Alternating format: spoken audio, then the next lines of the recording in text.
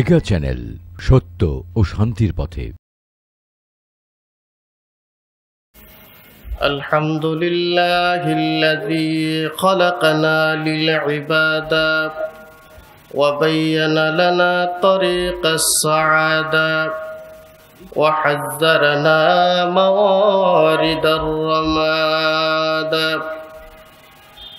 وأشهد أن لا إله إلا الله وحده لا شريك له وأشهد أن سيدنا مولانا محمدا عبد الله ورسوله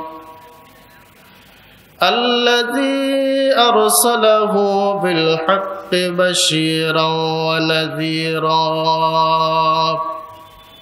وداعيا إلى الله بإذنه وسراجا منيرا فقد قال الله تعالى في كلامه المجيد وفرقانه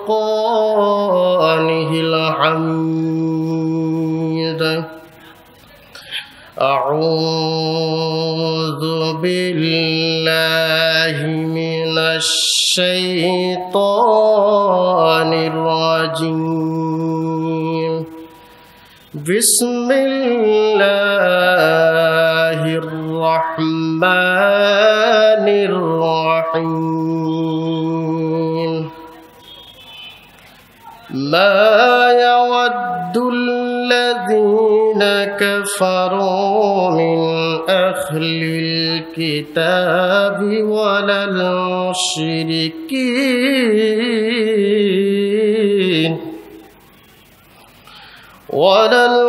المشركين أن ينزل عليكم من خير من ربكم والله يختص برحمته من يشاء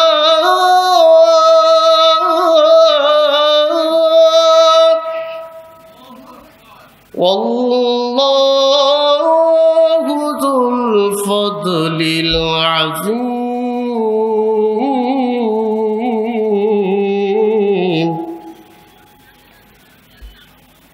ما ننسخ من آيات أو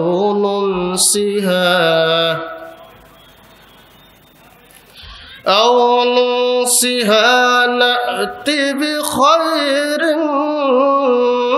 منها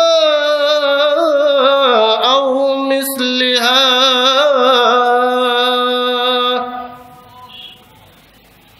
ألم تعلم أن الله على كل شيء قدير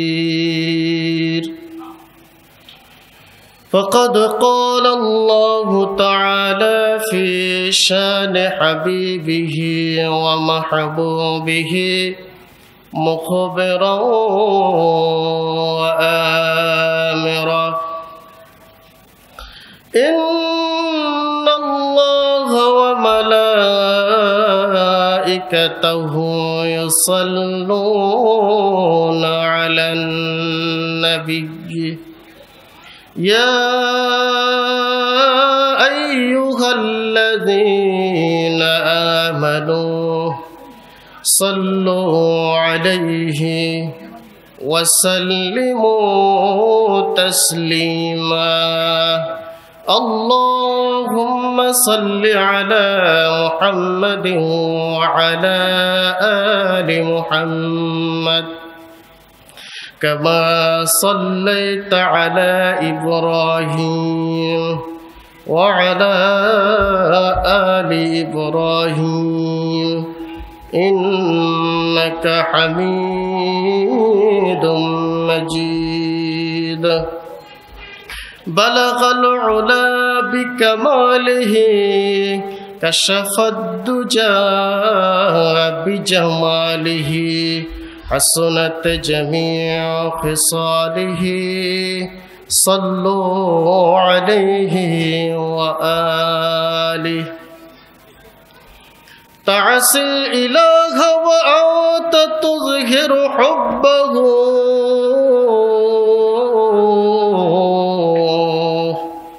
هذا لعمري في القياس بديع بلغ العلا بكماله كشف الدجى بجماله حسنت جميع خصاله صلوا عليه وآله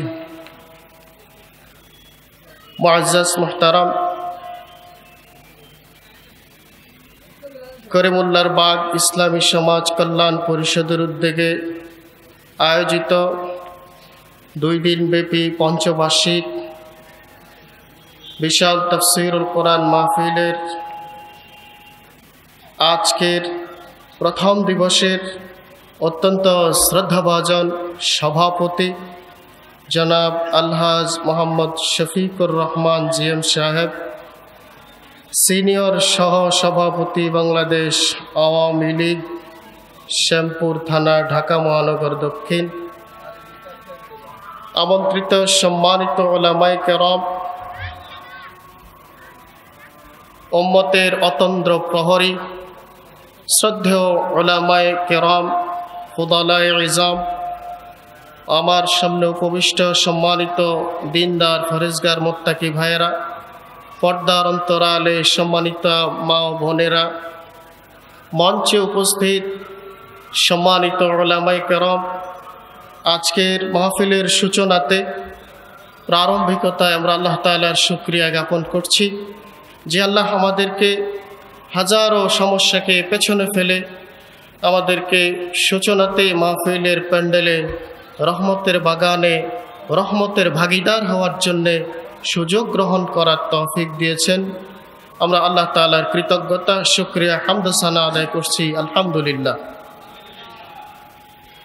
সম্মানিত হাজিরিন, আপনারা নিশ্চয়ই তো পূর্বে ঘোষণায় শুনেছেন আজকে আমার আলোচ্য বিষয় তাফসীরের অংশ, প্রতিপাদ্য বিষয় সূরাতুল বাকারার 105 থেকে 110 নম্বর আয়াত পর্যন্ত। তাফসীর একটি জ্ঞান গর্ভ বিষয়। কোরআনে কারীমের তাফসীর আল্লাহ পাকের একটি ইলমে ইশারা, ইলমে লাদুন্নি, যেটা আল্লাহ সবাইকে দেন না। পৃথিবীতে একজনই সর্বশ্রেষ্ঠ মুফাসসির ছিলেন, তিনি হলেন মুহাম্মদুর রাসূলুল্লাহ সাল্লাল্লাহু আলাইহি ওয়াসাল্লাম। তার কাছে ওহী এসেছে, কোরআন এসেছে, তিনি মানুষের সামনে কোরআনের তাফসীর, কোরআনের ব্যাখ্যা, সুস্পষ্ট সুন্নাহ আমাদের সামনে রেখেছেন। সেজন্য তাফসীর আর ওয়াজ মাহফিল দুটো এক জিনিস না। তাফসীর হচ্ছে সুনির্দিষ্ট বিষয়ের উপরে কথা হবে, এই বিষয়ের বাইরে যাওয়ার সুযোগ নেই। এবং যে কয়টি আয়াত আপনাদের খেদমতে আমরা তেলাওয়াত করেছি, যে আয়াতগুলো একটির আলোচ্য বিষয়ের সাথে পরেরটির আলোচ্য বিষয়ের তেমন একটা মিল নেই, অর্থাৎ প্রত্যেকটা আয়াত পৃথক পৃথক বিষয়ের উপরে আলোচনার দাবি রাখে। প্রিয় হাজিরিন, সম্মানিত বাবাজিরা আমার, সূরা বাকারা থেকে তেলাওয়াত করেছি। সূরার নাম বাকারা। বাকারা শব্দের অর্থ হচ্ছে গাভী। সূরা বাকারাতে 286টি আয়াত আছে। কি চমৎকার মিল দেখুন। কোরআনে কারীমের সূরাগুলো 2 ভাগে বিভক্ত, একটি মাক্কি আর একটি মাদানী। সূরা বাকারার 286 যদি 2 উজ্জ রাখা হয় তাহলে দাঁড়ায় 86। চমৎকার বিষয় হলো কোরআনে কারীমের মক্কি এবং মাদানী সূরা যদি ভাগ করা হয়, এক ভাগে দাঁড়ায় 86 যদি 2 উজ্জ্ব রাখে তাহলে দাঁড়ায় 86, আর যদি 6 উজ্জ্ব রাখা হয় তাহলে দাঁড়ায় 28। মাক্কি এবং মাদানী এই দুইটার যোগফল হলো 114টি সূরা। এই যেহেতু 2 ধরনের সূরা, 2 দিয়ে যদি ভাগ দেওয়া হয় তাহলে ভাগফল দাঁড়ায় 143। কোরআনে কারীমের সূরা বাকারার 143 নম্বর আয়াতে আল্লাহ তাআলা ইরশাদ করেছেন, وَكَذَلِكَ جَعَلْنَاكُمْ أُمَّةً وَسَطًا لِتَكُونُوا شُهَدَاءَ عَلَى النَّاسِ। এমনিভাবে وَكَذَلِكَ এমনিভাবে আমি তোমাদেরকে জাআলনাকুম আমি তোমাদেরকে করে দিয়েছি উম্মাতাও ওয়াসাতা মধ্যমপন্থী জাতি, লিতাকুনু শুহাদা আলান নাস জগতের যত মানুষ ইতপূর্বে এসেছে সকল মানুষের ব্যাপারে তোমরা যেন সাক্ষীদাতা হয়ে যাও। কাল কিয়ামতের ময়দানে মহাশরে অন্যান্য নবীরা তাদের নবুয়তের মিশন, তাদের নবুয়তের অ্যাম্বিশন, তারা সঠিকভাবে নবুয়তের দায়িত্ব পালন করেছিল কিনা এই সাক্ষী উম্মতে মুহাম্মদী অর্থাৎ আপনাদের এবং আমাদের দ্বারা আল্লাহ তাআলা জাস্টিফাই করে নেবেন। সুবহানাল্লাহ।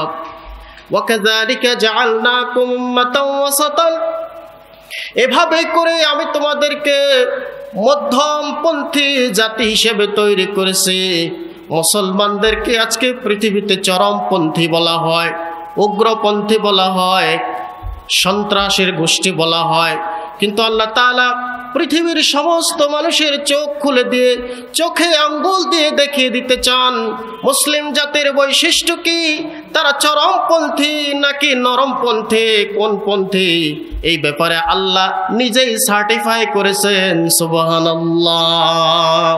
আল্লাহ তাআলা বলতে চাচ্ছেন ওয়াকাযালিকা জাআলনাকুম আমি তোমাদেরকে করেছি উম্মাতান ওয়াসাতা মধ্যম পন্থা জাতি, উত্তম জাতি। সুবহানাল্লাহ। অন্য আয়াতে আল্লাহ তাআলা বলতেছেন কুনতুম খায়রা উম্মাতিন উখরিজাত লিন-নাস তা'মুরুনা বিল মা'রুফি ওয়া তানহাউনা আনিল মুনকার। তোমরা খায়রা উম্মাহ শ্রেষ্ঠ জাতি। সুবহানাল্লাহ। তাহলে আল্লাহ আমাদেরকে মধ্যমপন্থী জাতি হিসেবে তৈরি করেছেন। খায়রুল উমুরি আওসাতুহা সবচেয়ে উত্তম হচ্ছে মধ্যম, মাঝামাঝি মানের কাজ সর্বোত্তম। সুবহানাল্লাহ। মধ্যম পন্থাই হচ্ছে সর্বোত্তম পন্থা। বাবাজিরা আমার, এই মধ্যম পন্থা জাতি পৃথিবীর মধ্যে সর্বোত্তম জাতি আল্লাহ নিজেই ঘোষণা দিয়েছেন, আল্লাহ নিজেই সার্টিফাই করেছেন। এরপরেও সারা পৃথিবীতে আজকে মুসলমানদের বিরোধিতা, মুসলমানদের চরম শত্রুতা, মুসলমানদের প্রতি চরম বিদ্বেষ ভাব পোষণ করা হয়। এরা কারা করে, কেন করে, এই বিষয়ে আল্লাহ তাআলা সূরা বাকারার 105 নম্বর আয়াতে ঘটনাটা পরিষ্কার করে বলে দিয়েছেন। সুবহানাল্লাহ। আল্লাহ তাআলা বলতে চাচ্ছেন মা ইয়াওয়াদ্দুল্লাযীনা কাফারু মিন আহলিল কিতাবি ওয়ালাল মুশরিকিন। মা ইয়াওয়াদ্দু কখনোই লাইক করে না, পছন্দ করে না। ফেসবুকে যদি কোনো পোস্ট আসে, যদি কারো ভালো লাগে তিনি সেখানে লাইক বাটন ক্লিক করেন, প্রেস করেন, কিন্তু যদি তার ভালো না লাগে লাইক করে না, সেটাকে স্লাইড আকারে চালিয়ে দেয়, সরিয়ে দেয়। কাফেরদের সামনে, আহলে কিতাব যারা আছে তাদের সামনে যদি মুসলমান পড়ে, তারা কি করে না, লাইক করে না, পছন্দ করে না। এটি একটি গোপন বিষয়। রব্বুল আলামিন উম্মতে মুহাম্মদীকে, মুসলিম জাতিকে, মুমিন জাতিকে লাইক করেন বলে আল্লাহ তাদের কাছে এই গোপন বিষয়টা প্রকাশ করে দিয়েছেন, গোমর ফাঁক করে দিয়েছেন। বলেছেন মা ইয়াওয়াদ্দুল্লাযীনা কাফারু মিন আহলিল কিতাবি ওয়ালাল المشركين أن ينزل عليكم من خير من ربكم। কখনোই আহলে কিতাব যারা কাফের, যারা মুশরিক, যারা আহলে কিতাব, এরা কখনোই পছন্দ করে না তোমাদের রবের পক্ষ থেকে তোমাদের প্রতি কোনো কল্যাণ নাজিল হোক, এটা তারা কোশ্চিন কালেও পছন্দ করে না। কারা? আহলে কিতাব। আহলে কিতাব অর্থ কি? আহলে কিতাব বলতে জুমলাতান যদি অর্থ করা হয় তাহলে দাঁড়াবে যত জাতির কাছে আসমানি কিতাব এসেছে তারা সবাই আহলে কিতাব। তবে বিশেষ করে বনি ইসরায়েল যারা, তাদেরকে আহলে কিতাব বলে পরিচয় করিয়ে দিয়েছেন আল্লাহ তাআলা, কারণ তারা ডাবল কিতাব পেয়েছে। উম্মতে মুহাম্মদে পেয়েছে একটি কিতাব যার নাম আল কোরআন, কিন্তু আহলে কিতাবকে আল্লাহ ডাবল কিতাব দিয়েছেন। এরপরেও তাদের কাছে অনেকগুলো সহিফা এসেছে, আল্লাহ তাদেরকে আহলে কিতাব বলে পরিচয় করিয়ে দিয়েছেন। এদের মধ্যে আছে ইহুদি, এদের মধ্যে আছে খ্রিস্টান, এদের মধ্যে আছে কাফের। আর কাফের শব্দের অর্থ হচ্ছে যেই ব্যক্তি কোনো কিছু গোপন করে। কুফরুন শব্দের অর্থ হচ্ছে গোপন করা, হাইড করা, কোনো কিছু লুকিয়ে ফেলা। আর যেই ব্যক্তি এই লুকানোর কাজটা করে তাকে বলে কাফের। এই জন্য আরবরা মাঝে মাঝে যেই ব্যক্তি চাষাবাদ করে, অর্থাৎ জমিনের ভেতরে বীজ লুকায়, কুমড়ার দানা, সরিষার দানা, তারপরে আরও কি লাউয়ের দানা, এভাবে শস্য বীজ জমিনের ভেতরে চাষাবাদ করে লুকায় দেয়, মই দিয়ে সমান করে দেয় যেন বীজটা দেখা না যায়। আরবরা তাদেরকে কাফের বলে। এই কাফেরটা শরীয়তের দৃষ্টিতে কাফের না, অর্থাৎ যে লোক লুকিয়ে ফেললো, ফসলের বীজ লুকিয়ে ফেললো, তাকে লোকেরা, কেউ কৃষককে লোকেরা কাফের বলে। কিন্তু এই কাফের মানে এই না জাহান্নামী কাফের। এই কাফের মানে হলো যে ব্যক্তি লুকায়, কোনো কিছুকে কি করে লুকায়। বাবাজিরা আমার, কি লুকায়? তারা তাদের চর্মচক্ষে পৃথিবীতে বিচরণ করার পরে তারা নিজেরাই স্বচক্ষে দেখতে পায় আকাশ এবং জমিন, আর যত ফুল ফল ফসল ফলাদি আছে, এইগুলো যদি নিজের চোখ দিয়ে অবজার্ভ করে, নিজের চোখ দিয়ে যদি কেউ অবলোকন করে, নিজের অজান্তে হৃদয় তাকে ডেকে বলে নিশ্চয়ই কেউ না কেউ একজন সৃষ্টিকর্তা এগুলোর আছে, সেই সৃষ্টিকর্তার নাম হলো আল্লাহ। সুবহানাল্লাহ। সেই সৃষ্টিকর্তার নাম আল্লাহ। কিন্তু তারা এই আল্লাহ শব্দটা লুকিয়ে ফেলে আর মানুষের সামনে বলে এগুলো কেউ সৃষ্টি করে নাই, এগুলো এমনি এমনি সৃষ্টি হয়েছে। বলেন সুবহানাল্লাহ। কি বলবো? নাউজুবিল্লাহ বলেন। এগুলো এমনি এমনি সৃষ্টি হয়েছে। নাশকর নাফরমান বান্দা আল্লাহর শুকর আদায় করে না, এগুলো দেখে বুঝে না, বুঝতে চায় না, বোঝার পরেও গোপন করে ফেলে, লুকায় ফেলে। আর যে ব্যক্তি মুমিন বান্দা, সে ব্যক্তি অকপটে স্বীকার করে নেয়। সুবহানাল্লাহ।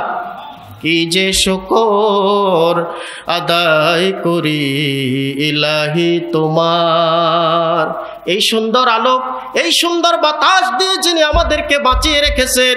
কি আশ্চর্য লাগে আমার, এই বাতাস অক্সিজেন নিয়ে, এই পানি নিয়ে, সূর্যের তাপ, আলো বাতাস নিয়ে মানুষ পৃথিবীতে জীবন ধারণ করে বেঁচে থাকে। মহাপরওয়ারদিগার রাজিক এবং রাজ্জাকের নিয়ামত খায় আর রাজ্জাককেই অস্বীকার করে ফেলে।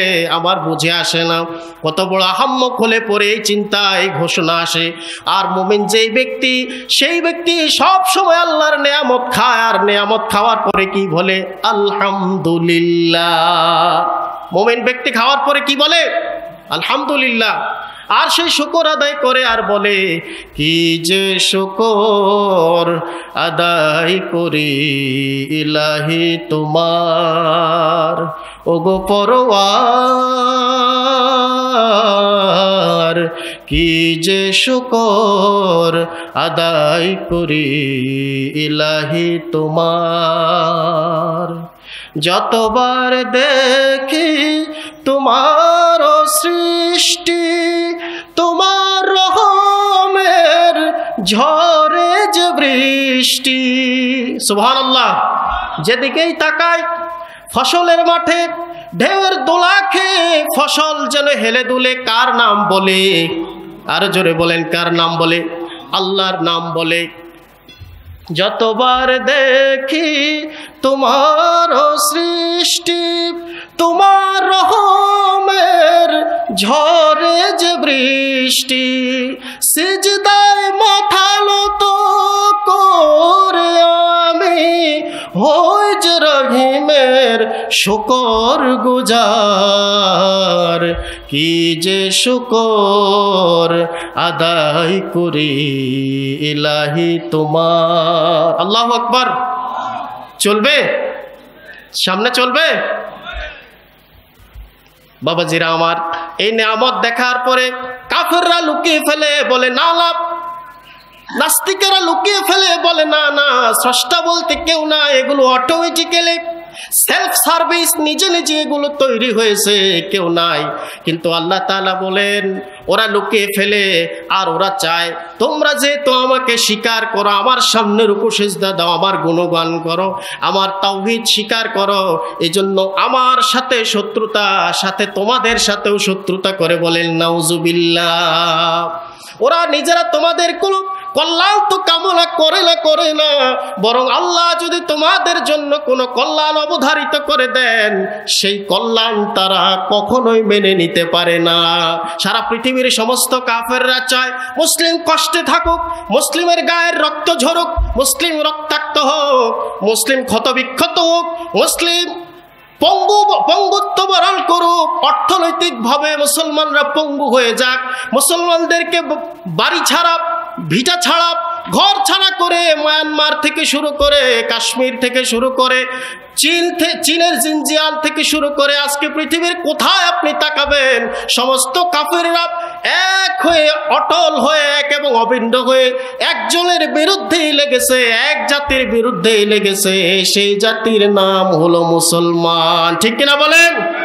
এই জন্য আল্লাহ তাআলা মুসলমানদেরকে এলাম দিচ্ছেন, সতর্ক করতেছেন, সাবধান করতেছেন।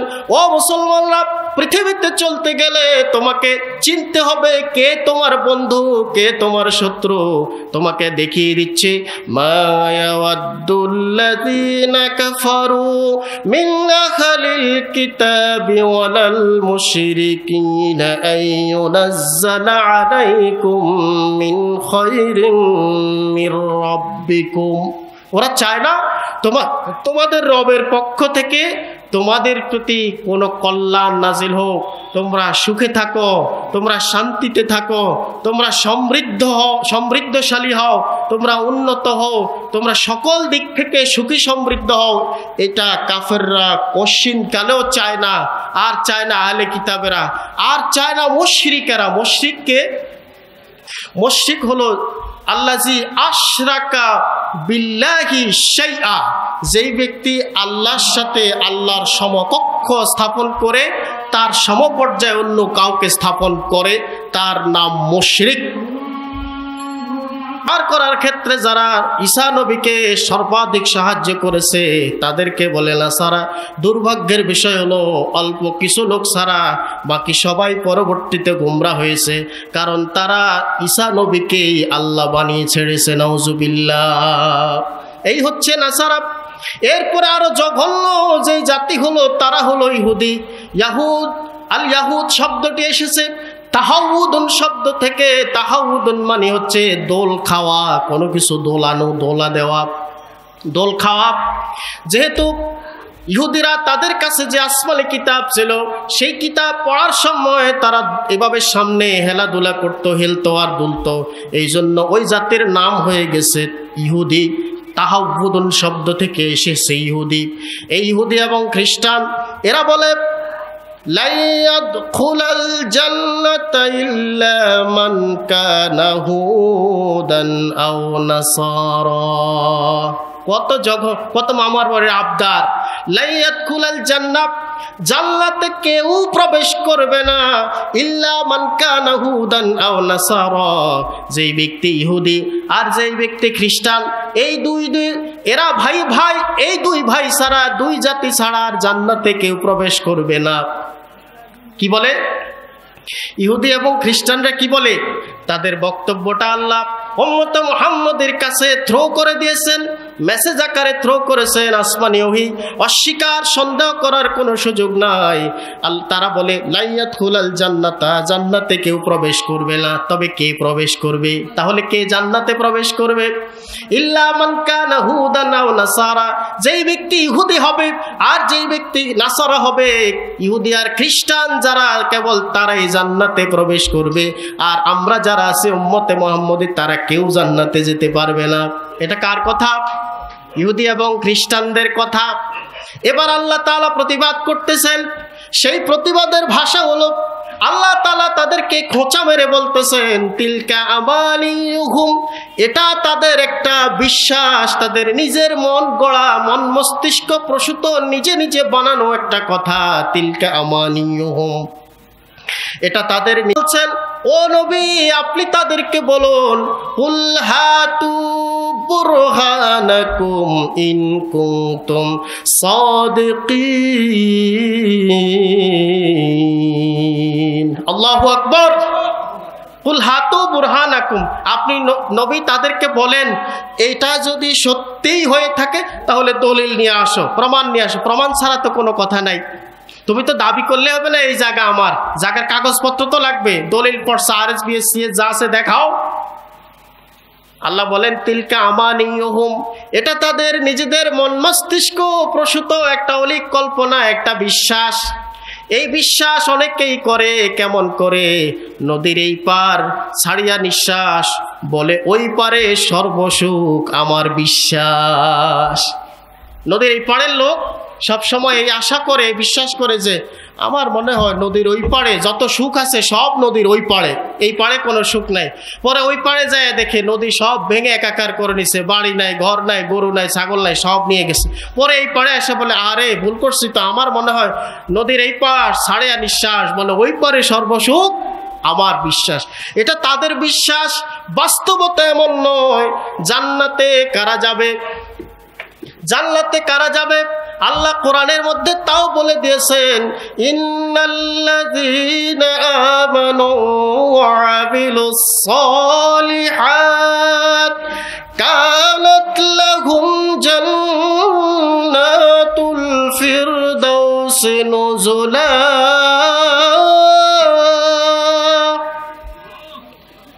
ইন্নাল্লাযীনা আমানু وعملوا الصالحات كانت لهم جنات الفردوس نزلا।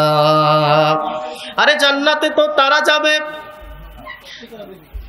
আল্লাযীনা আমানু, যারা ঈমান এনেছে, যারা ঈমানদার, ওয়া আমিলুস সালিহাত, সাথে সাথে যারা ঈমানের সাথে নেকামল করে। সুবহানাল্লাহ। তাহলে আল্লাহর বক্তব্য মতে জান্নাতে কারা যাবে? যারা ঈমান এনেছে এবং যারা নেকামল করেছে। কিন্তু ইহুদিরা বলে জান্নাতে ইহুদি এবং খ্রিস্টানরা বলে খ্রিস্টান ছাড়া, ইহুদি এবং খ্রিস্টান ছাড়া জান্নাতে আর কেউ যাবে না। আর আল্লাহ বলেন যারা নেকামল করবে আর যারা মুমিন হবে, ঈমানদার, আমলে সালেহ করার কারণে জান্নাতে যেতে পারবে, অন্য কোনো পরিচয় দিয়ে জান্নাতে যাওয়া যাবে না। সুবহানাল্লাহ। জান্নাত, পৃথিবীর সকল মানুষ জান্নাতে যেতে চায়, যে সে যেই হোক না কেন জান্নাতে যেতে চাই। আমরা যেতে চাই কিনা? কথা বলুন, আমরা জান্নাতে যেতে চাই কিনা? কারা কারা যেতে চায় হাত তোলে। সবাই যেতে চায়, ঠিক কিনা?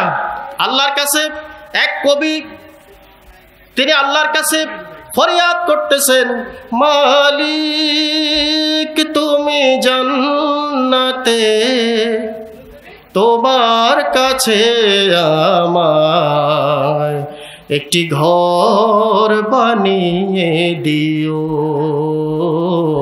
একটি ঘর বানিয়ে দিও।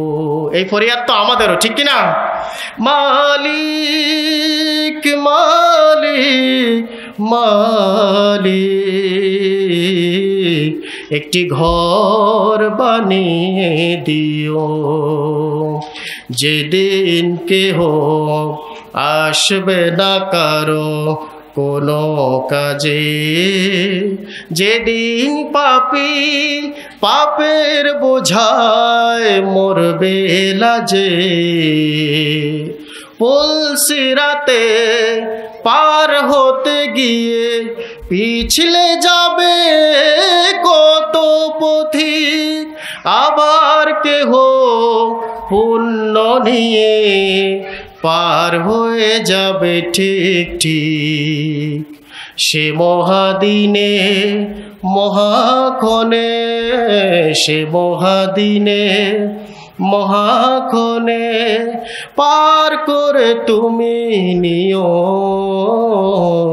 মালিক, তুমি জান্নাতে তোমার কাছে আমায় একটি ঘর বানিয়ে দিও, একটি ঘর বানিয়ে দিও।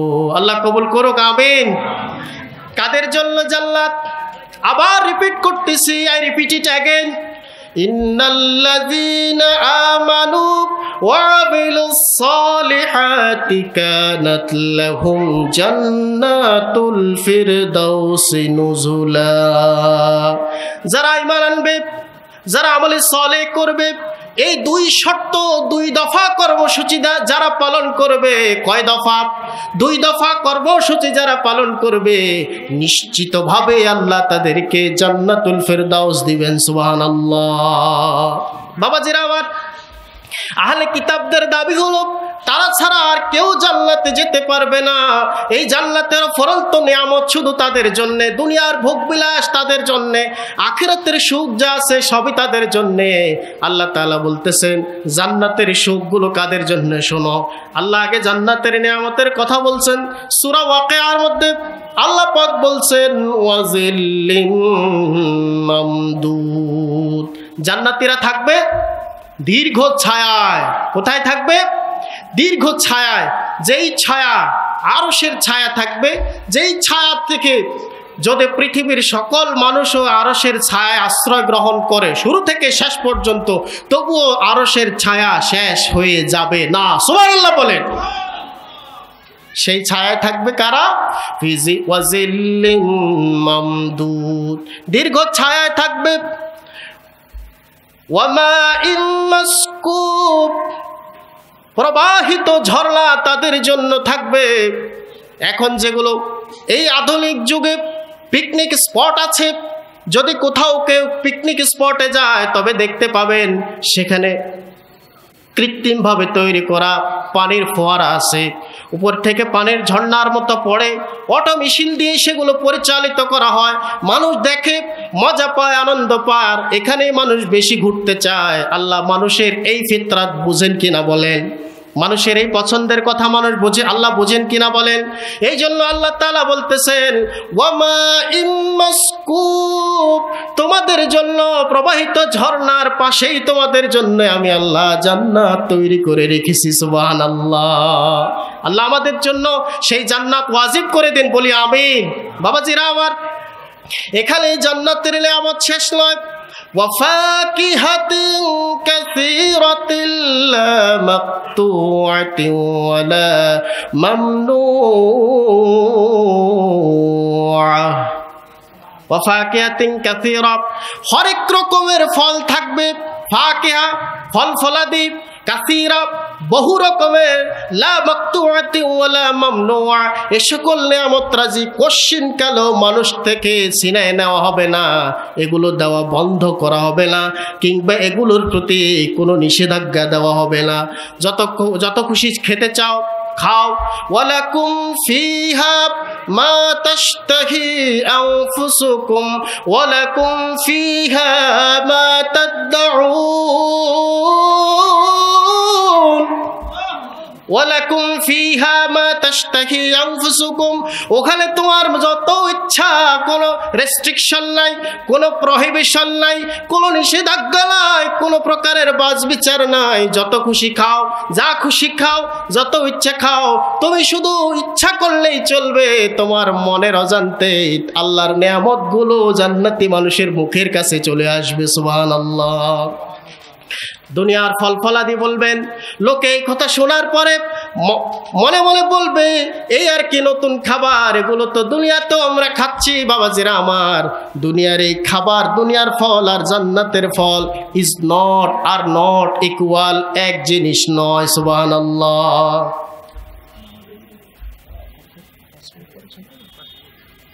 বাবাজিরা আমার, দুনিয়ার ফল যদি আপনি নেন, যদি কোনো ল্যাবে নিয়ে পরীক্ষা করান, যে আপেলটা আপনি কিনলেন সেই আপেলটা যদি আপনি ল্যাবে দিয়ে পরীক্ষা করান, ল্যাবের যিনি সায়েন্টিস্ট আছেন, ল্যাবের যিনি কেমিস্ট আছেন, তিনি আপনাকে বলবেন ভাই আপনি তো খাবেন না, কোনো গরু ছাগলেরও খাওয়েন না, পারলে এটা জমিনের ভেতরে দাফন করে দেন, কোনো পশু পাখি খেলেও সে মারা যাবে। দুনিয়ার এই ফল, দুনিয়ার মাছ, ফর্মালডিহাইড, কার্বন ডিহাইড, ফরমালিন দেওয়া দুনিয়ার ফল খাবেন, ফরমালিন দেওয়া, কেমিক্যাল দেওয়া আপেল খাবেন, আনার খাবেন, আঙ্গুর খাবেন, বেদানা খাবেন, নাশপাতি খাবেন, আম খাবেন। মাঝে মাঝে আমাদের BSTI দেখা যায় ফলের সিজনে হাজার হাজার টাকার ফল রাস্তায় ফেলে ওপেন মানুষের সামনে গাড়ি চাপা দিয়ে সেগুলো শেষ করে দেওয়া হয়। কেন জানেন? এগুলো এত ফর্মালডিহাইড, এগুলো খেলে পরে আস্তে আস্তে মানুষের কিডনি ড্যামেজ হয়ে যায়। এই দেশে আমার গবেষণা হলো, এই দেশে যত ধরনের মানুষের অভাব আছে, অভিযোগ আছে, চাওয়া চাহিদা আছে, মানুষের এখন সবচেয়ে বড় দাবি হওয়া উচিত নিরাপদ খাদ্য চাই। কারণ নিরাপদ খাদ্যের অভাবে এই কেমিক্যাল যুক্ত খাবার, বিষাক্ত খাবার খেয়ে খেয়ে প্রত্যেকটা মানুষ দিনে দিনে ক্ষয়ে তিলে তিলে শেষ হয়ে যায়। আপনি লক্ষ্য করবেন মহল্লায় যেই কয়টা মুদি দোকান আছে তার সাথে সাথে মুদি দোকানের চাইতেও বেশি করে ওষুধের দোকান আছে। ঠিক কিনা বলেন? কথা বলেন ঠিক কিনা? মুদি দোকানে কাস্টমার যায়, ভিড়ের ঠেলায় কিনা যায় না, আর মেডিসিন দোকানে, ওষুধের দোকানে মানুষ যায়, ভিড়ের ঠেলায় কিনা যায় না। গ্যাস্ট্রিকের ওষুধ, আলসারের ওষুধ, তারপরে প্রেশারের ওষুধ, ক্যান্সারের ওষুধ, এই ওষুধ আর সেই ওষুধ, ঔষধের কোনো অভাব নাই। আমরা যখন বিদেশ সফর করি তখন সয়দালিয়া মানে ঔষধালয়, সেখানে যাওয়ার পরে দেখি আমি একা, single man single body, there is no other body. এখানে আমি ছাড়া আর কোনো মানুষ নাই, কারণ আমি বাঙালি। বিষাক্ত খাবার খেতে খেতে ওখানে আসার পরে আমার এখনো পরিষ্কারভাবে ডাইজেশনের পাওয়ার আসে না। এখানে স্বদেশি মানুষ তেমন কেউ নাই, হাসপাতালে রোগী নাই, ঔষধালয়ে মানুষ নাই। আর আপনার আমার দেশে আপনি মেডিসিনের দোকানে যান, সিরিয়াল লাগবে, কি জোয়ান কি বুড়া, কি পুরান কি নতুন, যা আছে সব হাসপাতালে আর মেডিসিনের দোকানে সিরিয়াল দেওয়া, আর মুদি দোকানে সিরিয়াল দেওয়া। বিকেলবেলা দেখা যায় মুদি দোকানেও সিরিয়াল আর মেডিসিনের দোকানেও সিরিয়াল, ডাক্তার সাহেবের চেম্বারেও সিরিয়াল। ঠিক কিনা বলেন? এগুলো হচ্ছে বিষাক্ত খাবার খাওয়ার ফলে বিষের পরিমাণ যেহেতু একবারে বেশি নয়, কমে কমে অল্প অল্প, সেজন্য তিলে তিলে মানুষগুলো শেষ হয়ে যাচ্ছে।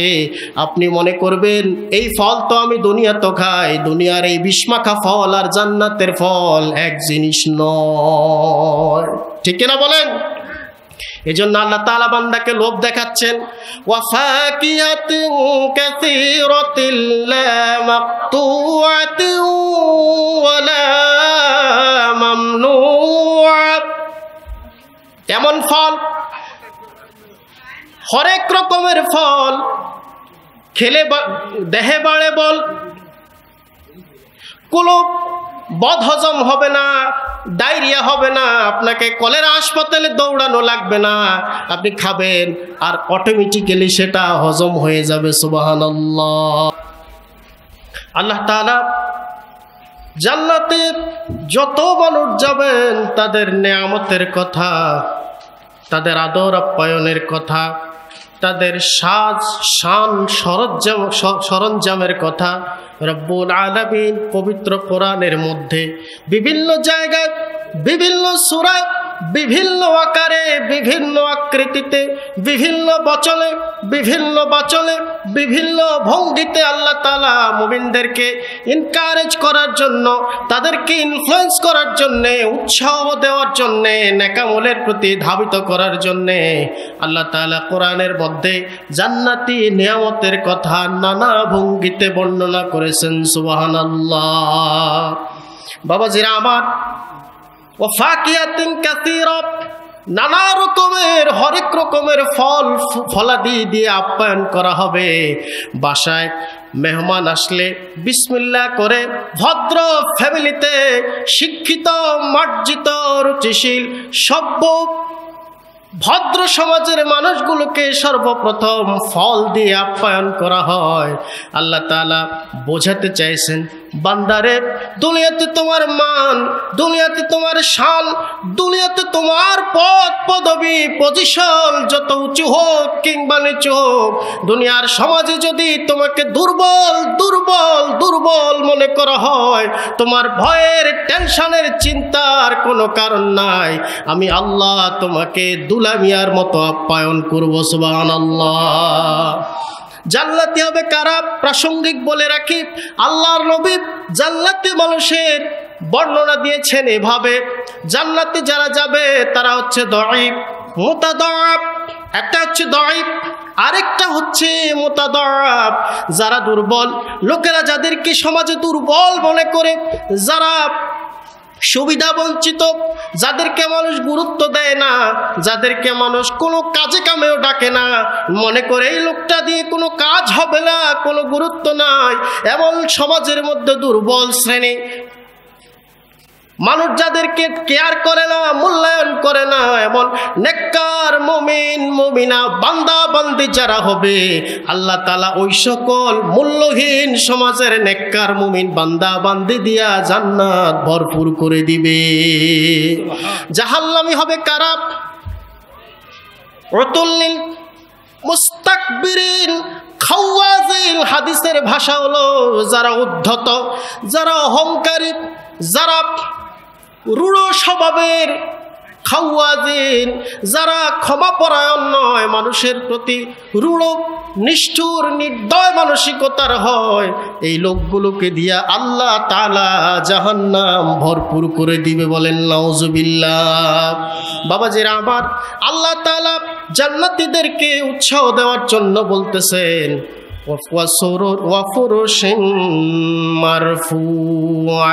আর জান্নাতে তোমাদের জন্য আমি রেডি করে রেখেছি ফুরুশিন মারফুআ, উঁচু উঁচু জাজিমওয়ালা বিছানা, উঁচু উঁচু বড় লোকদের বাসায় রিচ পার্সন যারা, সমাজের এলিট পার্সন যারা, তাদের ফার্নিচার, তাদের বেডরুম, তাদের গেস্ট রুম উঁচু উঁচু জাজিমওয়ালা বিছানা দিয়ে রেডি করা থাকে।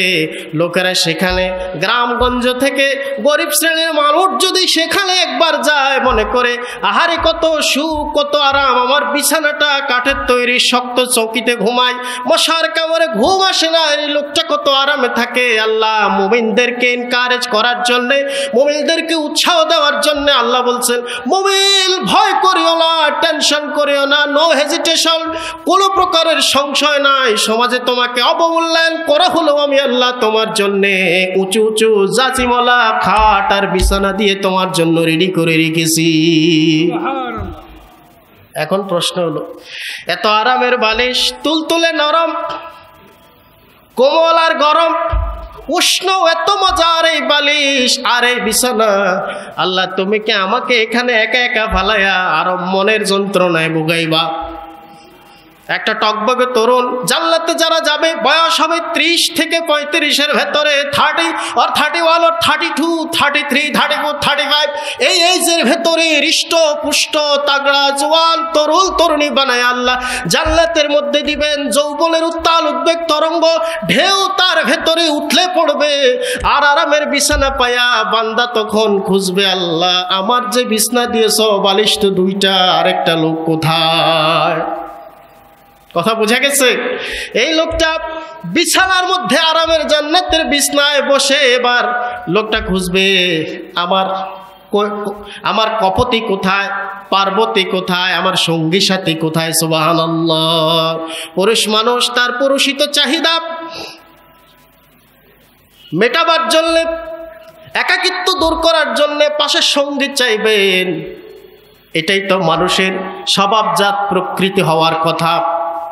এক ছেলে মাস্টার্স পাশ করেছে, চাকরিও করতেছে, কিন্তু বাপ মা ইচ্ছে করেই তাকে বিবাহ দিচ্ছে না, তাকে ম্যারেজ এঙ্গেজ করছে না, বিবাহের ব্যবস্থা করতেছে না। এখন ছেলে এক পর্যায়ে বালিশ ছুঁড়ে ফেলে দিয়েছে, বালিশ উঠানে বাইরে ফেলে দিয়েছে। লোকজন, পাড়াপড়শি মহিলারা যারা ছিল, চাচিরা, মা খালারা যারা ছিল, তারা বলতেছে ছেলেকে পাগল হয়ে গেছে নাকি, এত সুন্দর বালিশ বাইরে ফেলে দিয়েছে কেন?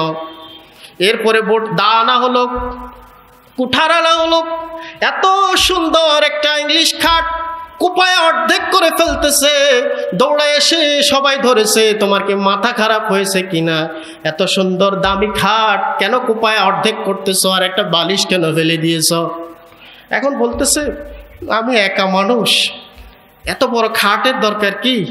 একা মানুষ, দুটা বালিশের দরকার কি? আমি তো একা, একটা বালিশ আর কোনো রকম পিঠ ছোঁয়াইতে পারলেই তো হলো। যারা ইন্টেলেকচুয়াল, যারা মেরিটোরিয়াস, যারা প্রবীণ মুরব্বী, তারা বুঝতে পেরেছে ছেলে কিছু একটা বোঝাতে চাচ্ছে। সেটা কি? কি? সে বিবাহ করতে চাচ্ছে, তার এখন একটা কপতির প্রয়োজন, তার একটা সঙ্গীর প্রয়োজন। সে তো মুখ ফুটে বলতে পারতেছে না, শিক্ষিত ছেলে। এমন অনেক ছেলে আছে না, বাপ মা বিয়ে দেয় না। বাপ মার দায়িত্ব হচ্ছে সন্তান যখন বালেগ হবে, মেয়ে যদি হয়, বালেগা যদি হয়, তখন তাকে ছোটবেলা থেকে আদব কায়দা, ধর্মীয় শিক্ষা দিয়ে, ইসলামিক আইন কানুন শিক্ষা দিয়ে তাকে বড় করবে। বালেগ হওয়ার পরে তাকে একটা সৎ পাত্রে বিবাহ দিয়ে দিবে। ছেলে তাকে দিন শিখাবে, বালেগ হবে, বাপ মায়ের সামর্থ্য থাকলে তাকে একটা নেককার মেয়ে বিয়ে দিয়ে দিবে। কিন্তু এমন মা বাপও খুঁজে পাওয়া যায়। আমরা যেহেতু মসজিদের খেদমতে আসি, দিনই খেদমতে থাকি, বিভিন্ন সমাজে মিশি, আমাদের কাছে মাঝে মাঝে ফোন আসে, হুজুর আমার বয়স এত, আমার কোনো সমস্যা নাই, চাকরি বাকরি ইনকাম আছে, তা আমার আম্মা আমাকে বিয়ে করাতে চায় না, আমার আব্বা আমাকে বিয়ে দিতে চায় না। এমন লোক আছে কিনা সমাজে? এখন ছেলে শিক্ষিত, মুখ খুলে বলতে পারে না আমি বিয়ে করব, লোকলজ্জার ভয়ে বলতে পারে না।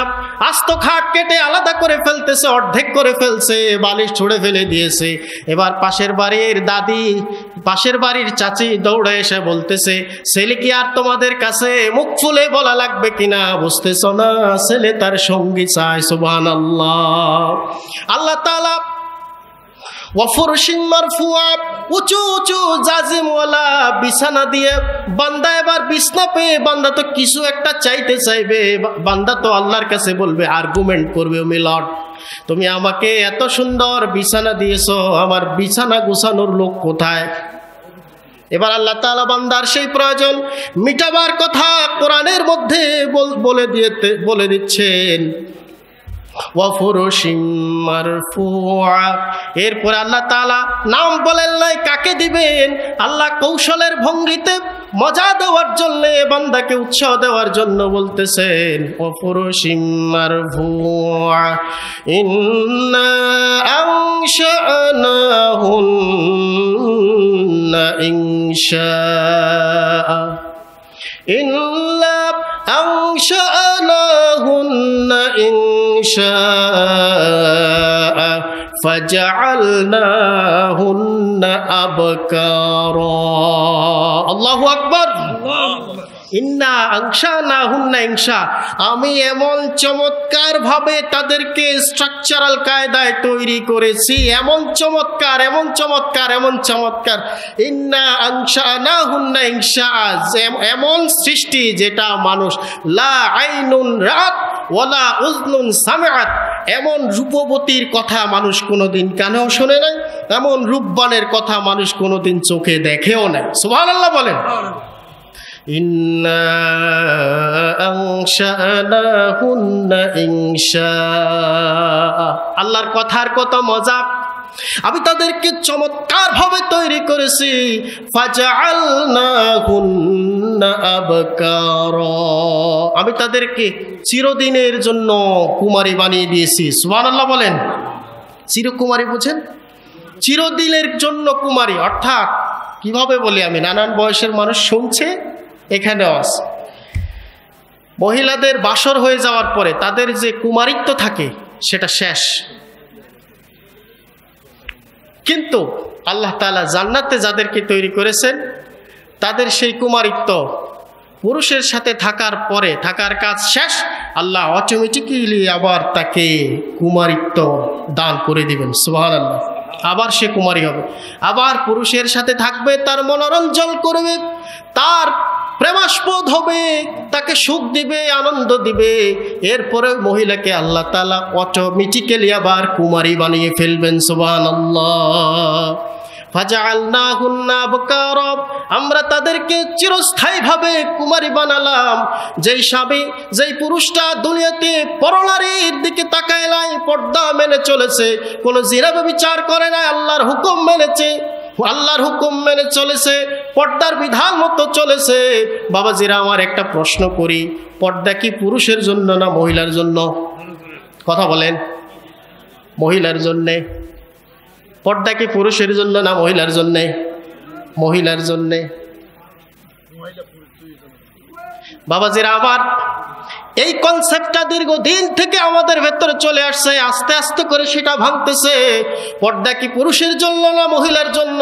এটা আল্লাহকে জিজ্ঞেস করি, আল্লাহ এই দুই জাত তুমি বানিয়েছো, পর্দার বিধানও তুমি দিয়েছো, বলো তো পর্দার বিধান পুরুষের জন্য না মহিলার জন্য?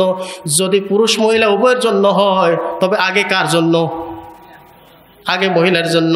এবার আল্লাহকে জিজ্ঞেস করে আল্লাহ তাআলা বলতেছেন, ওয়াকুল্লিল মুমিনিনা ইয়াগুদ্দু মিন আবসারিহিম। আল্লাহু আকবার। ওয়াকুল্লিল মুমিনিনা ইয়াগুদ্দু মিন আবসারিহিম। মুমিনদেরকে, মুমিন পুরুষদেরকে বলুন, কুল্লিল মুমিনিন, মুমিনিন শব্দটা এটা ম্যাসকুলিন জেন্ডার, পুরুষবাচক শব্দ। আল্লাহ পুরুষদেরকে বলতেছেন, ও মুমিনেরা, আগে তোমার চোখকে পরনারী থেকে হেফাজত করো। সুবহানাল্লাহ। এরপরে আল্লাহ তাআলা মহিলাদের কথা বলতেছেন, ওয়া কুল্লিল মুমিনাতি ইয়াগদুদনা মিন আবসারিহিম। আল্লাহু আকবার। ওয়াকুল্লিল মুমিনাত ইয়াগদুদনা মিন আবসারিহিন্না। মুমিনাত শব্দটি এটা ফেমিনিন জেন্ডার, এটা মহিলাবাচক শব্দ। মুমিনিন শব্দটা পুরুষবাচক শব্দ, তারপরে আল্লাহ এনেছেন মহিলাবাচক শব্দ। কোরআন বলছে পর্দা আগে পুরুষের জন্য। সুবহানাল্লাহ বলেন। এতদিনের জানার সাথে কোরআনের আয়াতটা মিলিয়ে নিন। পর্দা আগে করবে কে, পুরুষ না মহিলা? পুরুষ করবে, কোরআনের শব্দ এটা। ওয়াকুল্লিল, আমি আবার রিপিট করতেছি, ওয়াকুল্লিল মুমিনিনা ইয়াগুদ্দু বিল আবসারিহিম। মুমিন পুরুষদেরকে বলুন, তারা যেন তাদের চোখে পরনারী থেকে হেফাজত করে। আর এরপর আল্লাহ কুল্লিল মুমিনাতি ইয়াগদুদনা মিন আবসারিহিম। এরপরে নারীদেরকে বলেন তারাও যেন তাদের চোখকে পরনারী থেকে হেফাজত করে। এখন এই ঘটনা শোনার পরে আবার প্রশ্ন করি, পর্দার বিধান আগে মহিলার জন্য নাকি পুরুষের জন্যে? এবার ঠিক আছে, এবার কি ঠিক আছে? পর্দার বিধান আগে পুরুষের জন্য। পর্দা যে উদ্দেশ্য, যেই কারণে পর্দা ফরজ করা হয়েছে, সেই কারণটা বেশি পুরুষের মধ্যে। পুরুষের সেই কামনা বাসনা বেশি থাকে বলে আল্লাহ আগে পুরুষকে নিয়ন্ত্রণ করেছেন। পাশাপাশি মহিলারাও যেন তাদের নিজেকে, নিজের সতীত্বকে, ইজ্জতকে পরনারী পরপুরুষ থেকে হেফাজত করে, এই জন্য আল্লাহ মহিলাদের কথা পরে বলেছেন। সুবহানাল্লাহ। বুঝতে কষ্ট হচ্ছে? বন্ধ করে দেব বাবাজিরা আবার।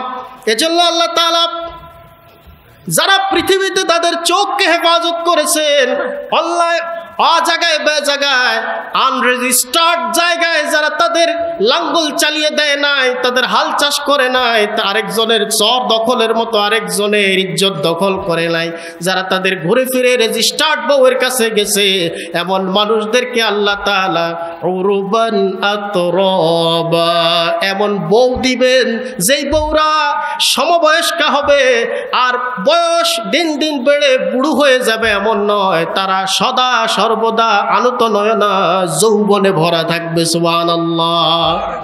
দুনিয়াতে যত সুন্দরী নারী হোক, বয়স যত বাড়বে চামড়াগুলো ক্লোজ হবে, চেহারার সৌন্দর্য নষ্ট হয়ে যাবে, মুখে দুর্গন্ধ হবে, চোখে ময়লা, নাকে ময়লা, দাঁতে ময়লা, কানে ময়লা, গায়ে দুর্গন্ধ। একবার বাথরুমে গেলে সেই বাথরুমে দ্বিতীয়বার কোনো মানুষ গেলে নাকে রুমাল দিতে হয়।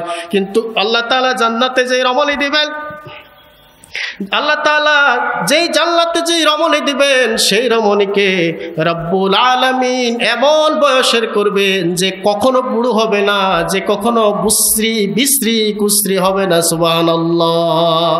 বাবাজিরা আমার, এজন্য আল্লাহ তাআলা এই কথা বলে বোঝাতে চাচ্ছেন এত সব নিয়ামত কাদের জন্য হবে? লি আসহাবিল ইয়ামিন। ডানপন্থী যারা, বামপন্থী নয়, ডানপন্থী যারা, আল্লাহ তাদের জন্য এই নিয়ামত দিবেন। সুবহানাল্লাহ বলেন। প্রিয় বাবাজিরা আমার, ডানপন্থী আর বামপন্থী বলতে পৃথিবীতে যেটা বোঝে কোরআন সেই কথা বলেন। ডানপন্থী বলতে পৃথিবীতে বোঝানো হয় যারা আমেরিকান এবং ইউরোপ ব্লকের, আর বামপন্থী বলতে বোঝানো হয় যারা চায়না এবং রাশিয়া ব্লকের। এখানে ডানপন্থী আর বামপন্থী বলতে আল্লাহ সে কথা বোঝান নাই। ডানপন্থী বলতে আল্লাহ বোঝাতে চাচ্ছেন যারা ইসলামপন্থী, যারা আল্লাহপন্থী, যারা রাসূলপন্থী, যারা মসজিদপন্থী, যারা মাদ্রাসাপন্থী, যারা মুমিন, যারা মুত্তাকি, যারা মুখলিস, যারা মুহসিন। সুবহানাল্লাহ বলেন। আর বামপন্থী বলতে বোঝানো হয়েছে যারা আল্লাহ বিদ্বেষী, যারা রাসূল বিদ্বেষী, যারা কোরআন বিদ্বেষী, যারা আজান বিদ্বেষী, যারা দাড়ি টুপি মসজিদ মাদ্রাসা মাহফিল বিদ্বেষী। আল্লাহ বামপন্থী বলতে এদেরকে বোঝাতে চান, not American block, not Russian block.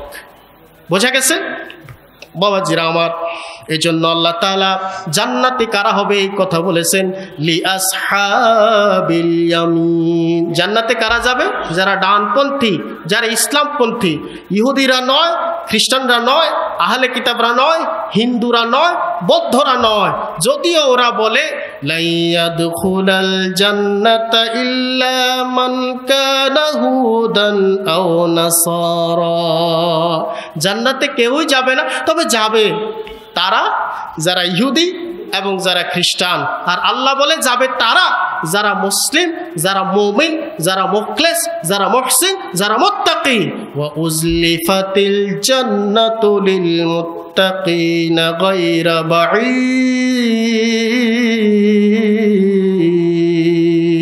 আল্লাহু আকবার। ওয়া উজলিফাতিল জান্নাত, জান্নাত উৎপেতে আছে, সদা জাগ্রত রেডি হয়ে আছে, লিল মুত্তাকিন, মুত্তাকিনদের জন্য, যারা সদা সর্বদা সকল কাজে আল্লাহ রাব্বুল আলামিনকে ভয় করে। সুবহানাল্লাহ। বাবাজিরা আমার, এবার আল্লাহ তাআলা বলতেছেন, কুল ইন কানাত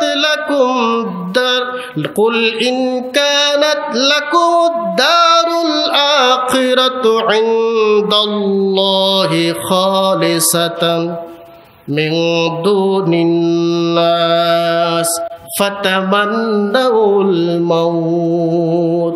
আল্লাহ চ্যালেঞ্জ দিয়েছেন, ও নবী আপনি ওদেরকে জিজ্ঞেস করেন, আহলে কিতাব, কাফির, মুশরিক, ইহুদি, খ্রিস্টান যারা বলে জান্নাতে আমরা ছাড়া আর কেউ যাবে না, আপনি তাদেরকে বলেন তাহলে তোমরা তাড়াতাড়ি মৃত্যু কামনা করো। আরে মরো না, মরলে না জান্নাতে যাওয়া না যাওয়ার বিষয়, তাড়াতাড়ি মৃত্যু কামনা করো, বলো আল্লাহ আমাদেরকে মৃত্যু দেন, আমরা জান্নাতে যেতে চাই। আল্লাহ তাআলা এরপরে তাদের কথা ফাঁস করে দিয়েছেন, ওয়ালাই ইয়াতামান্নাউহু আবাদাম বিমা কদ্দামাত আইদিহিম। কশিন কালেও তারা মৃত্যু কামনা করবে না। তারা চাইবে এই দুনিয়া আরো চায়, আরো বাঁচতে চায়, কেমনে কমফোর্টেবল লাইফ হয়, জীবনকে আরো কিভাবে ভোগ করা যায়, বিলাসিতা করা যায়, এই পথেই তারা গবেষণা করবে, চেষ্টা করবে, কিন্তু মৃত্যু কশিন কালেও কামনা করবে না। ওরা জাতে মাতাল তালে ঠিক, জাতে মাতাল তালে ঠিক। এক লোক বাজারে গেছে চাল কিনতে, এখন এক লোক বলছে 5 কেজি দেন, 5 কেজির জায়গায় 4 কেজি দিয়ে দিছে।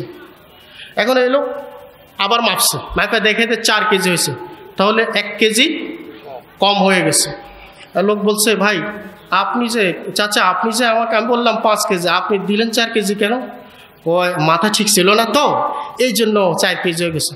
তো মাথা ঠিক ছিল না, ঠিক আছে, 5 কেজির জায়গায় 6 কেজি হয়ে যেতে পারে না? 6 কেজি তো ভুলে দিয়ে ফেলেন না, এমন না তো যে আপনি ভুলে 6 কেজি দিয়েছেন, আপনি তো 4 কেজি দিয়েছেন। না, মাথা এত খারাপ হয় না যে 5 কেজির জায়গায় 6 কেজি দেবে। চাচা যাতে মাতাল তালে ঠিক। ওই যে চাচা, চিনছেন তো চাচারে? মায়ের হবে, আওয়াজ হবে না। বাবাজিরা আমার, এজন্য আল্লাহ তাআলা বলতেছেন, কুল ইন কানাত লাকুমুদ দারুল আখিরাতু ইনদাল্লাহি খালিসাতান মিন দুনিন নাসি ফাতাবান্নাউল মাউত। তোমাদের দাবি যদি সত্যবাদী হও, মৃত্যু কামনা করো, মরে দেখো, তারপরে দেখা যাবে তোমরা জান্নাতি না বাড়ির চোটে তোমাদের মাজা কোমর ঝুলে যাবে। মরে দেখো। বাবাজিরা আমার, এজন্য আল্লাহ তাআলা শত্রু মিত্র চিনিয়ে দিচ্ছেন, কে মুসলমান মুমিনদের শত্রু আর কে মুমিন মুসলমান উম্মতে মুহাম্মাদের বন্ধু। আল্লাহ তাআলা চিনিয়ে দিচ্ছেন, ওয়ালা তাজিদান্না আশাদ্দান নাসি আদাওয়াতান লিল্লাযিনা আমানুল ইয়াহুদা ওয়াল্লাযিনা আশরাকু লাতাজিদান্না আশাদ্দান্নাস, অবশ্যই আপনি পেয়ে যাবেন লামে তাকিদ, লাতাজিদান্না লামে তাকিদ নুনে সকিলা, এমন এক কঠিন এমন গুরুত্বপূর্ণ তাকিদওয়ালা শব্দ, যেই শব্দ হাতুড়ি পিটা করলেও ভাঙবে না, এত তাকিদের কথা দিয়ে আল্লাহ বলতেছেন লাতাজিদান্না, অবশ্যই অবশ্যই পেয়ে যাবে ওই সকল মানুষগুলোকে আশাদ্দান্নাসে আদাওয়াতান, মানুষদের মধ্য থেকে মুমিনদের শত্রু হিসেবে সবচাইতে বেশি তাদেরকে পাবে আল্লাযীনা ইয়াহুদ, যারা ইহুদি, ওয়াল্লাযীনা আশরাকু, যারা ইহুদি এবং যারা মূর্তি পূজা করে, তারা এবং ইহুদিরা মুসলিমদের সবচাইতে চিরকালীন প্রকাশ্য শত্রু। এদেরকে চিনে রাখো, এদেরকে চিনে জেনে বুঝে চলো। কার কথা? চিল্লায় বলেন, কার কথা? আল্লাহর কথা। আল্লাহ মুমিনদেরকে, মুসলিমদেরকে সেফটি দিচ্ছেন, নিরাপত্তা দিচ্ছেন। এভাবে আল্লাহ তাআলা বলতেছেন, লা ইয়াত্তাখিযুল মুমিনুনাল কাফিরিনা আউলিয়া, ও মুমিনেরা, লা ইয়াত্তাখিযু, কখনো গ্রহণ করো না, মুমিনরা যেন গ্রহণ না করে কাফেরদেরকে আউলিয়া, কোনো মুমিন যেন কোনো কাফেরকে বন্ধু হিসেবে গ্রহণ না করে, কোনো মুমিন যেন কোনো কাফেরের সাথে ফ্রেন্ডশিপ না করে, বন্ধুত্ব না করে, কারণ ওরা মুমিনদের ক্ষতি করার জন্য এক পায়ে খাড়া। পৃথিবীতে এখন চোখ বুলান, আপনি আফগানে দেখেন, ইরাকে দেখেন, মিশরে দেখেন, সিরিয়ায় দেখেন, লিবিয়ায় দেখেন, ইয়েমেনে দেখেন, কোথায় দেখবেন, সব জায়গায় মুসলমানদেরকে কচুকাটা করার জন্য সমস্ত কুফার শক্তি এক। ঠিক কিনা বলেন? আপনারা লক্ষ্য করেন আমাদের দেশে, আমি কোনো রাজনৈতিক কথা বলছি না, এটা বাস্তবতা, সামাজিক বাস্তবতা। আমাদের দেশে বাম জোট হয় কিনা? বাম জোট কথা বলেন, বাম জোট হয়। যত বামপন্থী, এদের মধ্যে আবার একতলাফ আছে, নানা মাযহাব আছে। কেউ চায়নাপন্থী বামপন্থী, কেউ রাশিয়াপন্থী বামপন্থী, কেউ আবার দক্ষিণ আমেরিকাপন্থী বামপন্থী, কেউ কোরিয়াপন্থী বামপন্থী, নানা মাযহাবের লোক আছে। কিন্তু তারা একসাথে ঐক্য জোট হয়ে বাম মোর্চা গঠন করছে। কি বাম মোর্চা? মানে ওরা বাম দিকে মুসট দিছে, বাম মোর্চা। কেন? সকল মুসলমান, সকল ভেদাভেদ ভুলে ওরা ডান মোর্চা তৈরি করে ডান দিকে একটা মুসট দিতে পারে না? কথা বলেন। মাদ্রিদ, স্পেনের মাদ্রিদের মিউজিয়ামে একটা ছবি আর্ট করা আছে। সেই ছবিতে সর্বনিম্ন একজন মুসলমান সর্বোচ্চ ইবাদতের ভঙ্গিতে আছে। সর্বোচ্চ ইবাদতের ভঙ্গি হলো সিজদা অবস্থায় আছে। তার পিঠের উপরে একজন খ্রিস্টান, সে তার ধর্মগ্রন্থ পিঠের উপরে বসে বসে পড়তেছে। তার কাঁধের উপরে দাঁড়ায় একটা ইহুদি মোরাকাবা করতেছে। মোরাকাবা বোঝেন? চোখ বন্ধ করে ঈশ্বর ঈশ্বর ভগবান ভগবান জপতেছে। এখন যিনি দর্শক, তিনি ছিলেন ইহুদি, ভিজিটর, তিনি ইহুদি ছিলেন। তিনি যাইয়া মিউজিয়ামের যে কেয়ারটেকার, তাকে বলছে ছবি নামান। কে বলছে? ইহুদি। সে সবার উপরে, নিচে মুসলিম, তার উপরে খ্রিস্টান বসে বসে ধর্মীয় কিতাব পড়ছে, আর তার কাঁধে দাঁড়ায় খ্রিস্টান মোরাকাবা করতে, ইহুদি মোরাকাবা করতেছে। ইহুদি সবার উপরে। এরপরেও মিউজিয়ামের এই জাদুঘরের যে কেয়ারটেকার, তাকে যা বলছে এই ছবি নামান, এটা মানি না আমি। বলছে কেন? আপনি তো ইহুদি, আপনি তো সবার উপর, অসুবিধা কি? বলছে অসুবিধা তো এখানে আমি সবার উপরে, নিচে যেটা সেটা মুসলিম। ও যদি সিজদা থেকে একবার দাঁড়ায়, আমি আর আমার খ্রিস্টান বন্ধু পায়ের তলায় পিষ্ট হয়ে যাব, মুসলিমদের পায়ের তলায় পিষ্ট হয়ে আমাদেরকে মরে যেতে হবে। ঠিক কেনা বলেন? এজন্য মুসলিমরা যদি একবার জাগে, ওরা বাম দিকে মুসরা দিয়েছে, মুসলমানরা যদি বাম মুসরার বিপরীতে একটা ডান মুসরা তৈরি করে ডান দিকে মুসরা দেয়, নারায়ে তাকবীর আল্লাহু আকবার বলে যদি আল্লাহর উপর অবিচল আস্থা বিশ্বাস রেখে ইমানের বলিয়ান হয়ে যদি সমাজে দাঁড়িয়ে যায়, তাহলে ইহুদ এবং খ্রিস্টান মুসলমানদের পায়ের নিচে পড়ে যাবে। ঠিক কিনা বলেন? এজন্য মুসলমান ওরা সব ঐক্যবদ্ধ হয়ে যেতে পারে, মুসলিমরা ঐক্যবদ্ধ হতে পারে না। অথচ নামাজ রোজা যেমন ফরজ, ঐক্যবদ্ধ জীবন যাপন করা ফরজ। আল্লাহ আমাদেরকে বোঝার তৌফিক দান করুক, আমিন। বাবাজিরা আমার, এবার 106 নম্বর আয়াত আল্লাহ তাআলা বলতেছেন, মা নানসাখ মিন আয়াতিন আও নুনসিহা নাআতি বিখাইরিন মিনহা আও মিসলিহা আলাম তা'লাম আন্নাল্লাহা আলা কুল্লি শাইইন কাদির। আল্লাহু আকবার। আলাম তা'লাম, ডু ইউ নো? তুমি কি জানো না? তুমি কি এই খবর জানো না? ডোন্ট ইউ নো আন্নাল্লাহা আলা কুল্লি শাইইন কাদির, আল্লাহ সকল বিষয়ের উপরে সর্বোচ্চ ক্ষমতাবান। সুবহানাল্লাহ বলেন। মা নানসাখ মিন আয়াতিন আও নুনসিহা নাআতি বিখাইরিন মিনহা আও মিসলিহা আলাম তা'লাম আন্নাল্লাহা আলা কুল্লি শাইইন কাদির। আপনাদের কষ্ট হচ্ছে? বন্ধ করে দেব? একটুখানি জিকির করেন লা ইলাহা। আল্লাহ তাআলা বলতে চাচ্ছেন,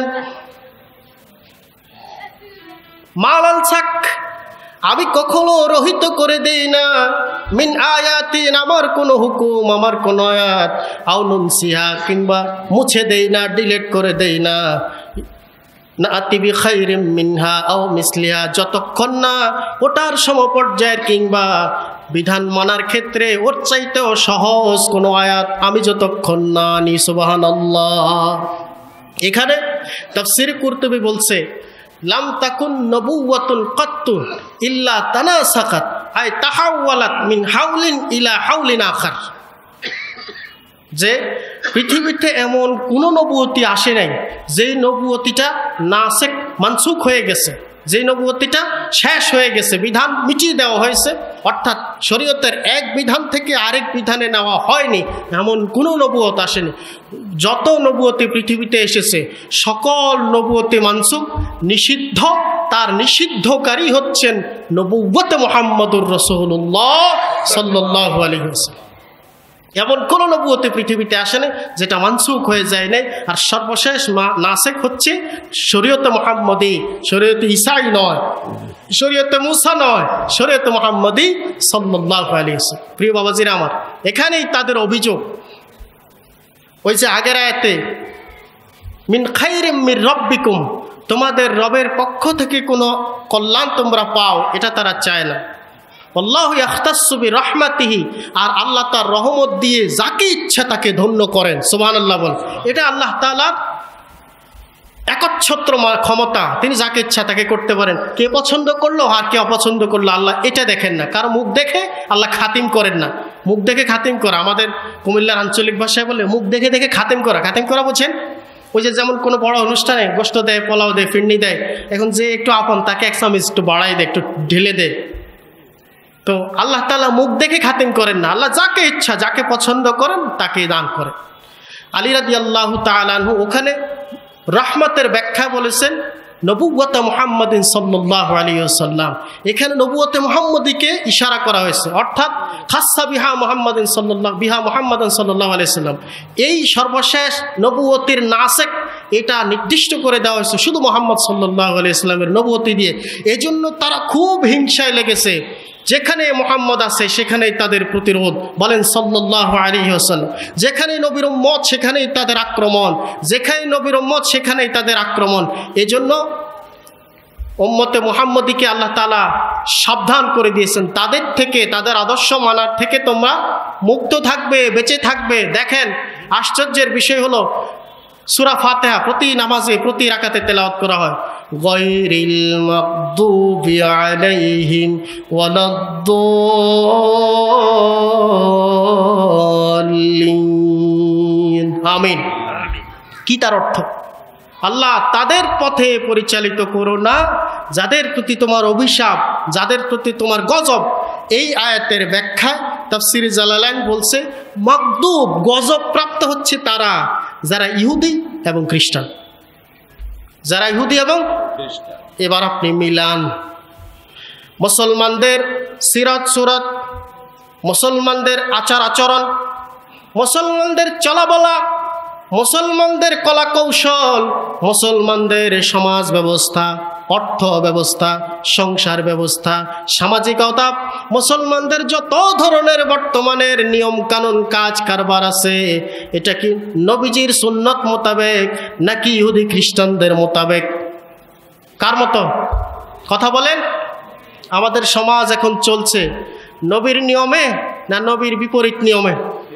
নবীর বিপরীত নিয়মটাই তো ইহুদি খ্রিস্টানদের। আপনার আমার দেখেন, আপনি নিজের দিকে তাকান, লোকেরা নিজের দিকে তাকালে বুঝতে পারে আমাদের ব্যবসায় নীতি সুদ ভিত্তিক। কথা বলেন। আমাদের ব্যবসায় নীতি কি ভিত্তিক? আমাদের সামাজিকতা ঘুষ ভিত্তিক, জুলুম ভিত্তিক।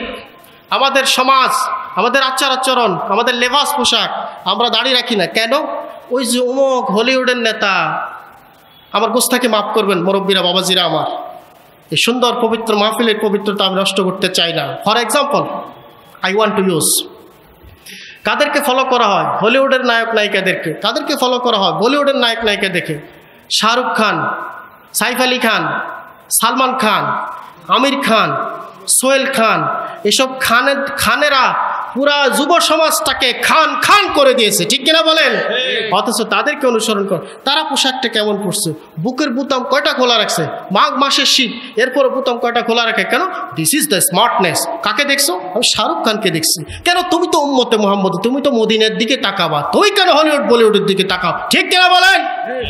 এজন্য মুসলমানদেরকে সজাগ হতে হবে, ইহুদি মুশরিকদেরকে নয়, ফলো করতে হবে নবী মুহাম্মদুর রাসূলুল্লাহ সাল্লাল্লাহু আলাইহি ওয়াসাল্লাম।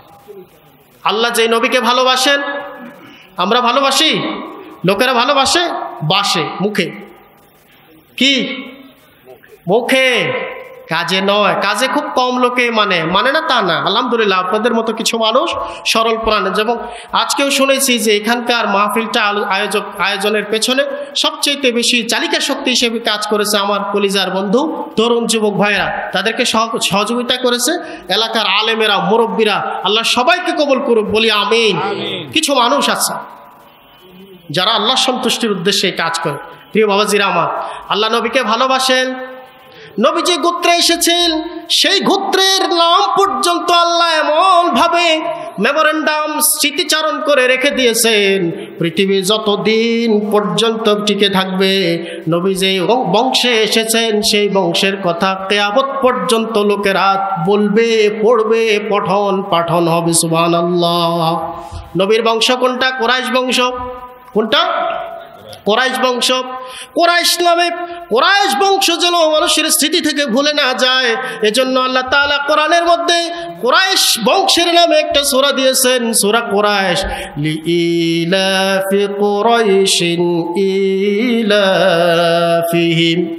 কষ্ট হচ্ছে আপনাদের? লিইলাফি কুরাইশিন ইলাফিহিম রিহলাতাশ শিতাই ওয়াস সাইফ ফালইয়াবুদু রাব্ব হাযাল বাইতিল্লাযী আত'আমাহুম মিন জু' ওয়া আমানাহুম মিন খাউফ। আল্লাহু আকবার, আল্লাহু আকবার। সূরা কুরাইশ কার বংশের নামে? নবীজির বংশের নামে। যতদিন লোকের মুসলিম থাকবে, যতদিন লোকেরা নামাজ পড়বে, প্রতি নামাজে মানুষ কিয়ামত পর্যন্ত কুরাইশ বংশের নাম উচ্চারণ করবে। সুবহানাল্লাহ বলেন। এই বংশে নবীজি এসেছেন সেই কারণে। আর ওই যে মির রাহমাতিল্লাহ আল্লাহু ইয়াখতাসসু বিরহমাতিহি, আল্লাহ তার রহমত দিয়া যাকে খুশি তাকে ধন্য করেন, এই রহমতের ব্যাখ্যা আলী রাদিয়াল্লাহু বলছেন নবীর কথা। সুবহানাল্লাহ বলেন। তারপরে নবীজি ঘরে জন্মগ্রহণ করেছেন।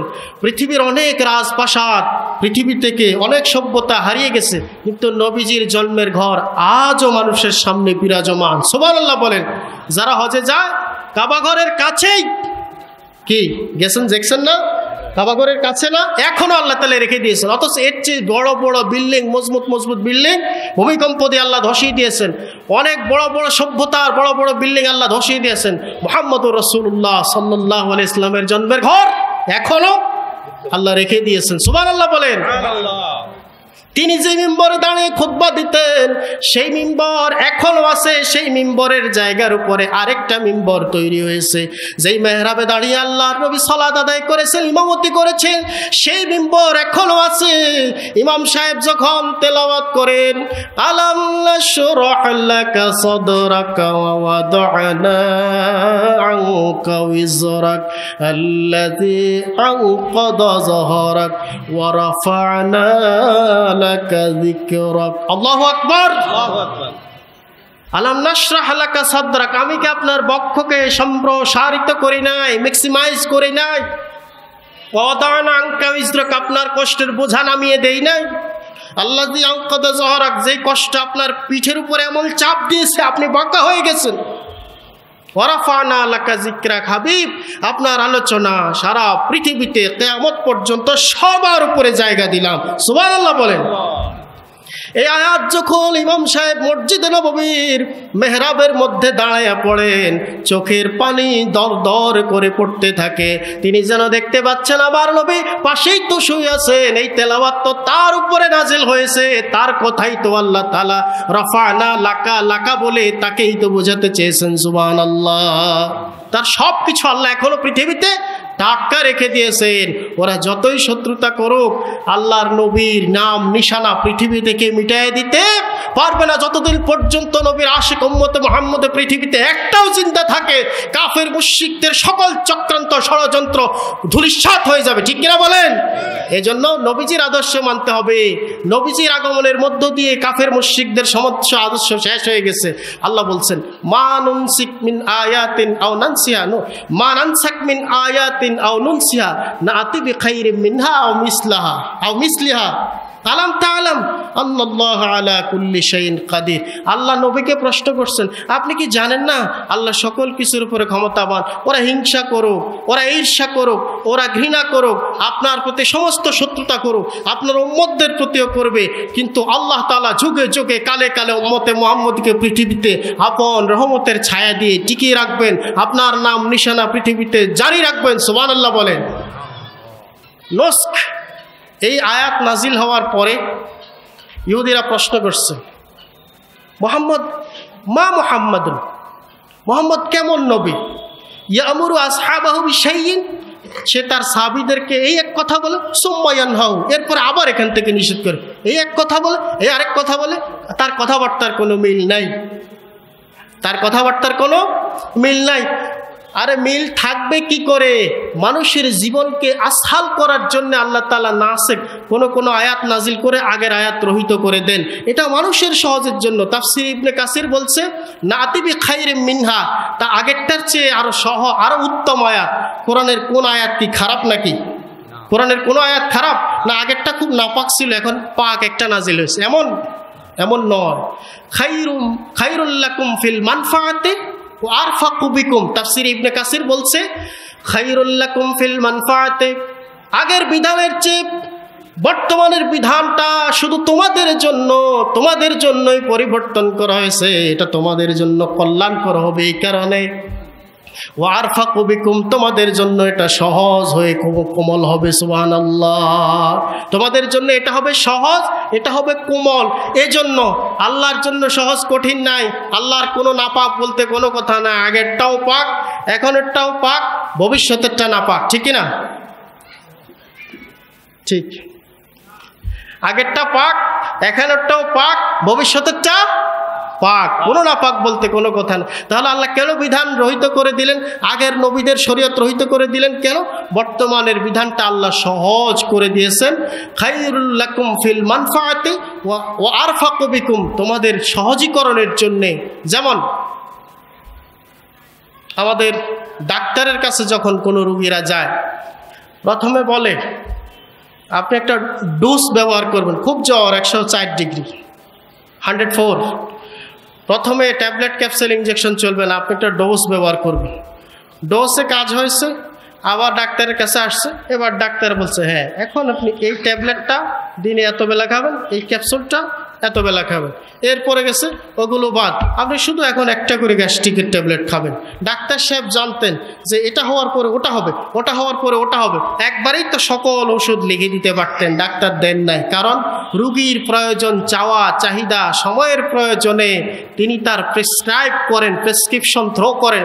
তেমনিভাবে আল্লাহ মানুষের সহজীকরণের জন্য এক এক সময় এক এক বিধান দিয়েছেন, যাতে করে মানুষের জীবন কঠিন দুঃসাধ্য না হয়। আল্লাহু আকবার। অথচ তারা নবীজির উপর তহমত দিয়েছে। কেমন নবী? ইয়ামুরু আসহাবাহু বিশাইইন, সে তার সাহাবীদেরকে এই এক কথা বলে, সুম্মা ইয়ানহাউ, এরপরে আবার নিষেধ করে। এত কথাবার্তার গরমিল কেন? আল্লাহ বলছেন তোমাদের কল্যাণের জন্য। সুবহানাল্লাহ। নাসিক মানসুক মানুষের দেহের ভিতরেই আছে। কোথায় আছে? মানুষের দেহের ভিতরে। আপনি, আমি, আমাদের প্রত্যেকের জীবনে নাসিক মানসুক হয়েছে, হচ্ছে এবং হবে। উদাহরণ দেব? কষ্ট হচ্ছে আপনাদের? বন্ধ করে দেব? ছোটবেলায় যখন আমরা জন্মগ্রহণ করেছি, কাপড় চোপড় পরা অবস্থায় মায়ের পেট থেকে এসেছি, ঠিক কিনা? ওই আরেকজনে কই ঠিক। কাপড় চোপড় পরা অবস্থায় আসছি, কেমন? একদম নিষ্পাপ, যেটার বর্ণনা দেওয়ার দরকার নেই। এরপরে বাপ মা আদর করে একখান কাপড় পরাই দিছে, সেটার নাম কি? ল্যাংটি। সেটার নাম কি? 6 মাস বছর না যেতে ল্যাংটি শেষ, একটা সুন্দর হাফ প্যান্ট।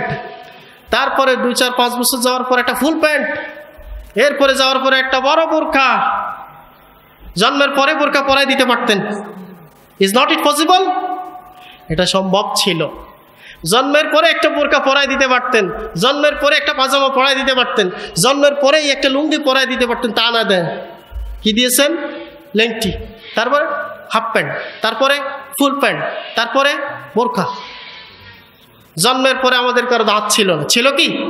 জন্মের পরে কে দাঁত নিয়ে জন্মগ্রহণ করেছেন? আপনারা কে বলতে পারবেন যে হুজুর আমি কেন চ্যালেঞ্জ, আমার দাঁত ছিল? বলতে পারবে কেউ? না। দাঁত তখন প্রয়োজন ছিল না, এই জন্য আল্লাহ দেন নাই। খায়রুল লাকুম ফিল মানফাআতি ওয়া আরফাকু বিকুম, তোমাদের কল্যাণের জন্য। তখন দাঁত দেন নাই। তখন যদি দাঁত দিত, কামড়ের চোটে মায়ের দুধ থাকতো। এই জন্য আল্লাহ দাঁত দেয় নাই। আলতো করে, আস্তে করে, উষ্ণ করে, আরামের সাথে চুষে চুষে খাবে। দাঁত দিলে একদম বাটি চালান মারবে, দুধে খুঁজে পাওয়া যাবে না মায়ের। আল্লাহ পাকের হিকমত। ফেলুল হাকিমে লা ইয়াখলু আনিল হিকমতে, বিজ্ঞ লোকের কাজ বিজ্ঞতার বহির্ভূত নয়, জ্ঞান বহির্ভূত নয়। সুবহানাল্লাহ বলেন। এরপরে 6 মাস, 8 মাস, 9 মাস যাওয়ার পরে এবার আল্লাহ দাঁত দিয়েছেন, ঠিক কিনা বলেন? এবার এই দাঁত সারা জীবন থাকে? নো, এটা দুধের দাঁত। বয়সের একটা পর্যায়ে যায় দুধের দাঁত, এবার আল্লাহ চেঞ্জ করে। 6 মাস, 8 মাস যাওয়ার পরে আল্লাহ দাঁত দিলেন। কেন? এতদিন পর্যন্ত তোমার বাইরের খাওয়ার প্রয়োজন হয় নাই, তোমার শাকসবজির প্রয়োজন হয় নাই, মাছ খাওয়ার প্রয়োজন হয় নাই, মায়ের দুধেই তোমার জন্য এনাফ ছিল। এজন্য আল্লাহ তাআলা দাঁত দেন নাই। এবার 6 মাস, 8 মাস, 9 মাস যাওয়ার পরে তোমার বাড়তি খাবারের প্রয়োজন হয়েছে। এই খাবার খাওয়ানোর জন্য তোমার স্পেশাল মেশিন লাগবে, যেই মেশিন দিয়ে এগুলো কাটাছাটা করতে হবে। এজন্য আল্লাহ তাআলা এক সেট মেশিন দিয়ে দিয়েছেন, যেটা দুধের দাঁত। এই দাঁত ওঠার পরে 2 বছর, 5 বছর যাওয়ার পরে এক একজনের এক এক বয়সে এসে আল্লাহ তাআলা সেই দাঁতগুলো ফেলে দিয়ে নতুন আর এক দাঁত দেন। এবার আল্লাহ বোঝাতে চান, এখন তোমাকে আরো ভারী খাবার খেতে হবে, তুমি দিন দিন বড় হচ্ছ, এখন তোমাকে গোশত চাবাতে হবে, সামুদ্রিক বড় বড় মাছের কাঁটা চাবাতে হবে। এই চিপাতে গেলে তোমার এই দুধের দাঁতে হবে না, শক্ত, মজবুত, টেকসই, কোয়ালিটিপূর্ণ দাঁত লাগবে। এজন্য আগের দাঁত বাদ, নতুন দাঁত দিলাম। সুবহানাল্লাহ। কথা বুঝে আসতেছে? বাবাজিরা, আদম আলাইহিসসালাম থেকেই নাসিখ মানসুখ ছিল।